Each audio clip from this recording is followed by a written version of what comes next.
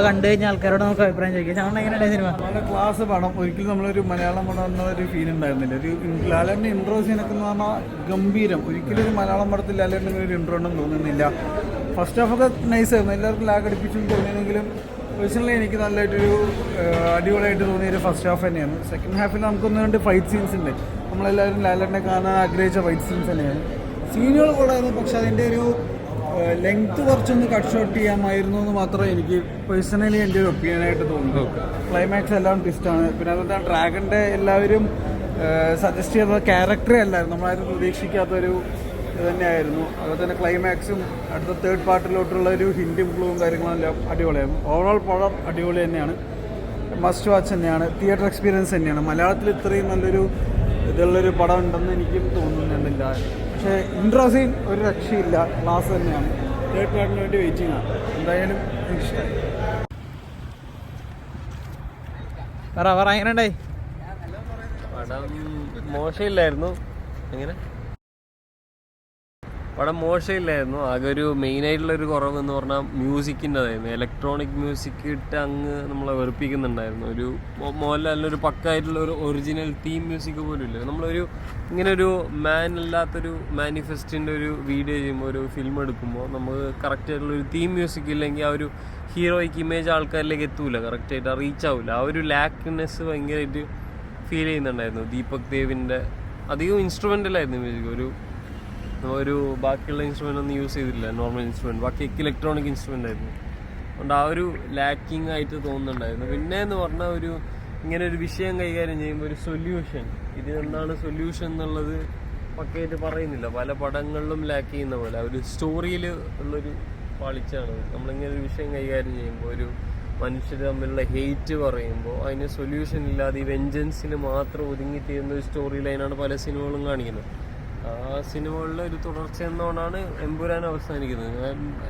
മുരളി ഗോപി എടുക്കുന്നതുകൊണ്ട് ഒരു political stand ഉള്ളതുകൊണ്ട് ഞാൻ പ്രതീക്ഷിച്ചു ഒരു പക്കായിട്ടുള്ള ഒരു സൊല്യൂഷന് അല്ലെങ്കിൽ അങ്ങനെ എന്തെങ്കിലും കാണിക്കാന്നുള്ള. പക്ഷെ അതിനും നമുക്കൊന്നും കാണാൻ പറ്റിയില്ല. ഓവറോൾ പടം ശരിയാണ്, പക്ഷെ ഓവറോൾ പടം നല്ലൊരു എന്റർടൈനർ തന്നെയായിരുന്നു. നമ്മളിതുപോലെ മലയാളത്തിൽ ഇതുപോലത്തെ ഒരു മേക്കിംഗ് കണ്ടിട്ടില്ല. മെയിനായിട്ടുള്ള മോഹൻലാലിന്റെ എൻട്രി സീനൊക്കെ കാണിക്കുമ്പോൾ നമ്മൾ ഒരിക്കലും പ്രതീക്ഷിച്ചില്ല. ഇന്റർവ്യൂസിലൊക്കെ ചോപ്പേഴ്സിന്റെ കാര്യങ്ങളൊക്കെ പറയുമ്പോൾ നമ്മളൊന്ന് എങ്ങനെയായിരിക്കും അതൊക്കെ യൂട്ടിലൈസ് ചെയ്തിട്ടുണ്ടാവുക എന്നുള്ളൊരു ഫീൽ ഉണ്ടായിരുന്നു. മലയാള സിനിമയ്ക്ക് ഒരു നാഴികക്കല്ലാവാൻ പോകുന്ന സിനിമ തന്നെയാണ്. ഒരു എത്ര മോശം സിനിമ, എത്ര എന്തിലാക്കി എന്ന് പറഞ്ഞാൽ ഒരു മേക്കിങ്ങിൽ കൊണ്ടുവന്നിരിക്കുന്ന മാറ്റങ്ങൾ, ആ ഒരു ഹിസ്റ്റോറിക് ആയിട്ടുള്ളൊരു അച്ചീവ്മെന്റ് പൃഥ്വിരാജിൽ കൺസീവ് ചെയ്തിട്ടുണ്ട്. ആ ഒരു സാധനം എന്ന് പറയുന്നത് മലയാളത്തിൽ ഇങ്ങനെ ഒരു ഫ്യൂച്ചറിൽ ഇങ്ങനെ ഒരു വിഷ്വൽ നമുക്ക് കൺസീവ് ചെയ്യുമ്പോൾ നമുക്കൊരു മുൻഗാമി എന്നുള്ള നിലയ്ക്ക് എമ്പുരാനെ നമുക്ക് കൈയടിക്കാൻ തന്നെ വേണം. അതുപോലെ തന്നെ നമ്മുടെ പൊളിറ്റിക്സിന്റെ കാര്യം പറയാം. ഇന്ത്യൻ പൊളിറ്റിക്സിനെ കുറിച്ച് നമ്മൾ ലൂസിഫറിൽ നമ്മൾ നേരത്തെ സൂചിപ്പിച്ചിരുന്ന പോലെ ഒരു കേരള പൊളിറ്റിക്സ് ആണെങ്കിൽ ഇതിൽ ഇന്ത്യൻ പൊളിറ്റിക്സിനെ വ്യക്തമായിട്ട് തന്നെ വരച്ച് കാണിച്ചിട്ടുണ്ട്.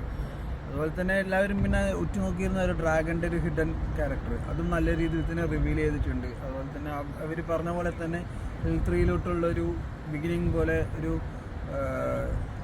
ജസ്റ്റ് ഒരു സ്റ്റാർട്ട് കൂടി നമുക്ക് ഒരു ഇതിലൂടെ കാണിച്ചു തന്നിട്ടുണ്ട്.